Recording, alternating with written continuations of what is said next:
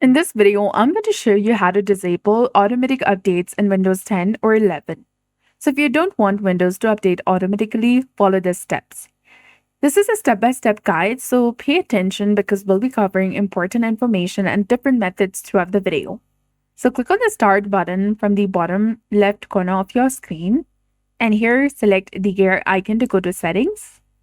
Once you're in the settings, look for Windows Update or Update and Security option and open it.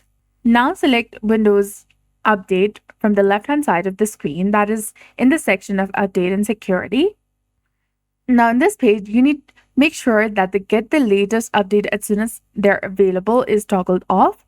You can also go to Advanced Options, and here you'll get the section of Pause Updates, and you can select the date until whenever you want to pause the incoming updates in your computer. However, after that date, updates will resume. So to disable them completely, close the setting window and click on the search icon from the bottom of the screen and select Services or type in Services and open it. Now in the Services app, scroll down and find Windows Update, or you can simply go ahead and type it in your keyboard as well. Select Windows Update, double click on it, go to the Startup type under General and set it to Disable. Then go to the Recovery tab, find First Failure, and set it to take no action, and then select Apply and then OK. And go back to General tab, and the service should now be stopped.